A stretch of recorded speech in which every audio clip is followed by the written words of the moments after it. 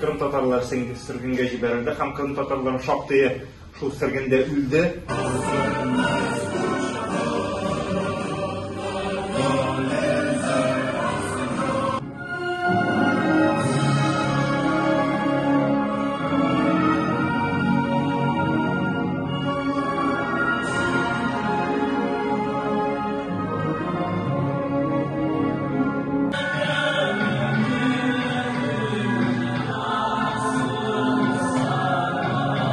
Bizim Türkiye arkadaşlarımız tanımasının için yani bu gecemizde bizim toplantımızı Kırım Tatarlarının sürgünü anması olarak yapıyoruz ve onların ruhları şad, mekanları cennette olsun ve biz onları hatırlamaya bizim borcumuzdur ve bugün biz kaytarma adlı sinema bakacağız.